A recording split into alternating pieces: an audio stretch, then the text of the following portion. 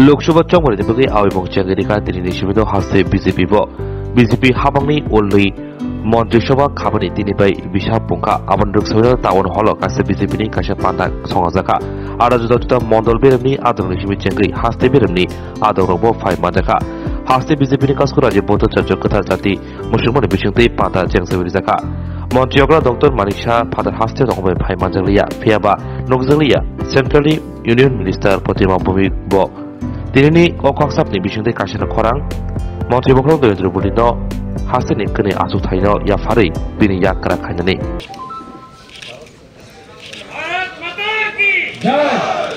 भारत माता की রাজ্যের বিধানসভা নির্বাচনের পর আমরা দ্বিতীয়বারের মতো সরকার প্রতিষ্ঠা করেছিলাম আর ঠিক এই 8ই মার্চ আমাদের সরকার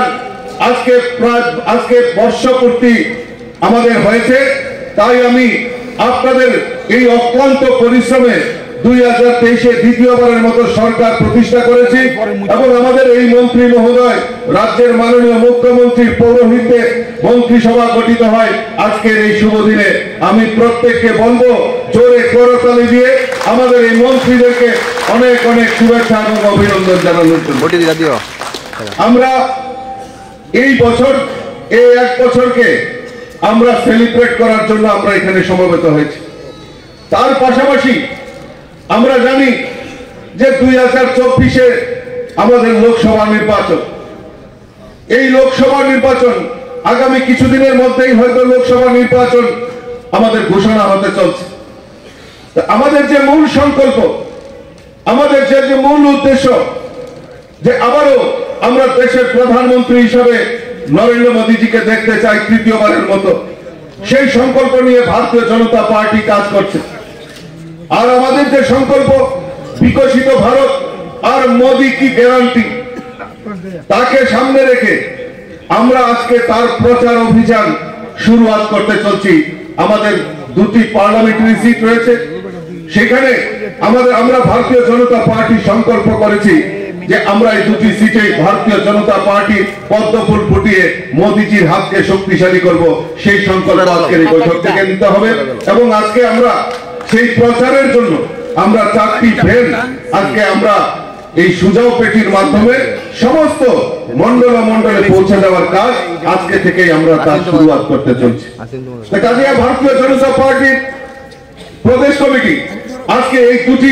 অনুষ্ঠানকে সার্থক রূপ দেওয়ার জন্য সেলিব্রেট করার জন্য আপনাদেরকে আজকে এখানে ডাকা হয়েছে আমি জানি আজকে অনেকেই হয়তো মহাশিবরাত্রির অনুষ্ঠানে সবাই ব্যস্ত থাকেন কিন্তু তা সত্ত্বেও ভারতীয় জনতা পার্টি যে সংকল্প নেয় আমি জানি আমার এই দেবদুর্লভ কার্যকর্তারা অক্লান্ত পরিশ্রমের মাধ্যমে আমাদের যে সংকল্প সেই সংকল্পকে আমরা বাস্তবায়ন করি বন্ধুগণ আজকে আমি খুব গর্বিত আমি খুব আনন্দিত যে আজকে আমাদের রাজ্যের মন্ত্রিসভার 1 বছর পূর্তি হয়েছে আজকে এখানে একজাক মন্ত্রীরা আমাদের মধ্যে উপস্থিত হয়েছেন রাজ্যের মুখ্যমন্ত্রী বাইরে রয়েছেন কিন্তু তা সত্ত্বেও উনি একটা প্রচার অভিযানে গেছেন পশ্চিমবাংলায় কিন্তু তা সত্ত্বেও উনি আমাদেরকে সম্বোধন করবেন কিছুক্ষণ পরে এবং যারা বিধায়করা রয়েছেন তাদের জন্য একটা উপহারও উনি পাঠিয়েছেন আপনাদের কিছুক্ষণ পরে সেটা দেওয়া হবে মাননীয় মন্ত্রীদেরকে তো আমি চাই এই সরকার আমাদের এই নতুন করে 2023-এ ভারতীয় জনতা পার্টির নেতৃত্বে সরকার প্রতিষ্ঠার পর একের পর এক জনকল্যাণমুখী কর্মসূচি বাস্তবায়নের লক্ষ্যে সরকার কাজ করছে আমরা জানি গত কিছুদিন আগেই 3রা মার্চ আমাদের কাছে ঐতিহাসিক দিন ছিল 2018 3রা মার্চ সেদিন আমাদের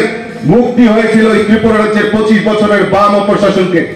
সেই সময় আমাদের প্রাক্তন মুখ্যমন্ত্রী বিপ্লব কুমার দেবের নেতৃত্বে সরকার পরিচালিত হয়েছে এখন 2023-এ আবার নতুন করে আমাদের প্রফেসর ডক্টর মানিক সাহাজির নেতৃত্বে সরকার জনকল্যাণমুখী কর্মসূচি বাস্তবায়নের লক্ষ্যে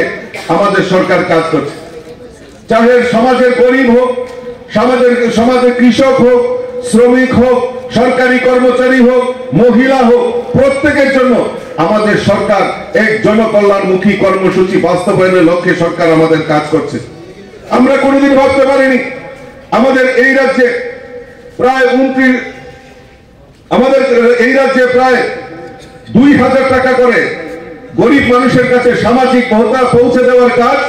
আমাদের ভারতীয় জনতা পার্টি সরকার করেছে। মহিলাদের